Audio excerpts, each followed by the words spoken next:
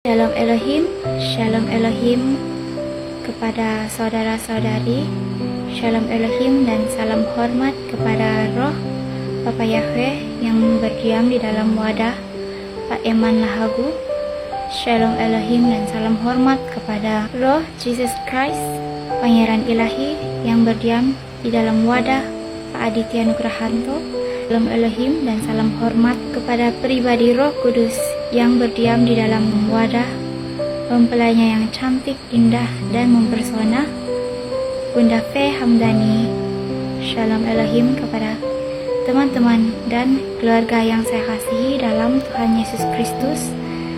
Saya mau mengongsikan firman Tuhan yang Tuhan nyatakan yang sangat memberkati saya, yaitu di dalam Matius 7 ayat 12 hingga 14. Saya bacakan. Segala sesuatu yang kamu kehendaki supaya orang perbuat kepadamu, perbuatlah demikian juga kepada mereka. Itulah isi seluruh hukum Taurat dan kitab para nabi. Masuklah melalui pintu yang sesak itu, karena lebarlah pintu dan luaslah jalan yang menuju kepada kebinasaan, dan banyak orang yang masuk melaluinya. Karena sesaklah pintu dan sempitlah jalan yang menuju kepada kehidupan, dan sedikit orang yang mendapatinya. Nah, di sini Tuhan mengajar mengenai perbuatan atau sifat kita kepada sesama kita. Segala sesuatu yang kamu kehendaki supaya orang perbuat kepadamu, perbuatlah demikian juga kepada mereka, kata firman ini. Jadi apa yang kita tabur, itulah yang akan kita tuai. Dan apabila kita menabur sesuatu yang tidak baik, maka yang tidak baik juga akan kembali kepada kita. Dalam firman ini mengatakan mengenai perbuatan kita kepada sesama kita dan juga perbuatan orang lain kepada kita. Kita sebagai anak-anak Tuhan harus memiliki penapis daripada Tuhan, yaitu hikmat yang daripada Tuhan. Apabila kita melihat atau mendengar sesuatu yang tidak baik mengenai seseorang itu, biarlah kita menggunakan penapis itu, yaitu hikmat yang daripada Tuhan, agar kita tidak cepat menanggapi dengan tidak baik dan akhirnya menghakimi. Di dalam Matius 7 ayat 1 hingga 5 ada tertulis, saya bacakan. Janganlah kamu menghakimi supaya kamu tidak dihakimi. Karena dengan penghakiman yang kamu pakai untuk menghakimi, kamu akan dihakimi, dan ukuran yang kamu pakai untuk mengukur akan diukurkan kepadamu. Mengapakah engkau melihat selumbar di mata saudaramu, sedangkan balok di dalam matamu tidak engkau ketahui?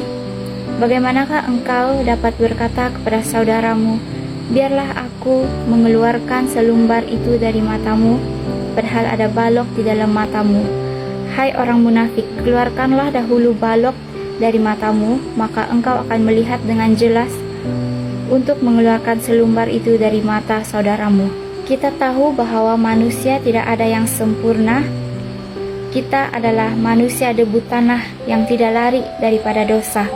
Karena itu di dalam Matius 9 ayat 12 dan 13 ada tertulis, Yesus mendengarnya dan berkata, bukan orang sihat yang memerlukan tabib, tetapi orang sakit. Jadi, pergilah dan pelajarilah arti firman ini.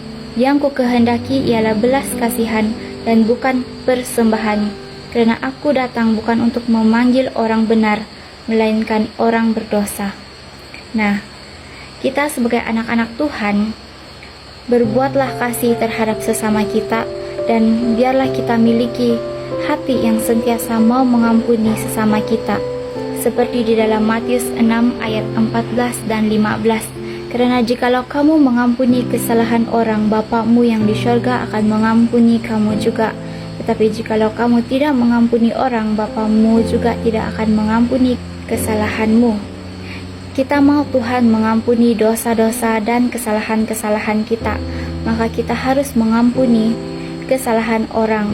Dan yang terpenting, biarlah kita memiliki kerendahan hati, karena itu ialah salah satu kunci untuk kita tetap terkoneksi dan terhubung dengan Tuhan.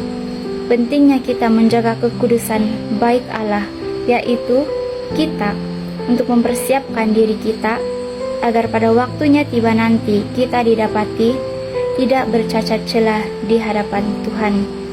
Berusahalah kita bersungguh-sungguh di dalam Tuhan, karena hari demi hari kita disaring dan disaring. Jagalah jubah kita jangan sampai ada kekotoran yang tidak kita sadari, dan pengujian iman itu berjalan sampai pada detik ini. Berjaga-jagalah dan bertobatlah setiap waktu. Hanya Tuhan Yesus saja yang dimuliakan dahulu, sekarang, dan selama-lamanya. Tuhan Yesus memberkati dan menyertai kita semua. Amin.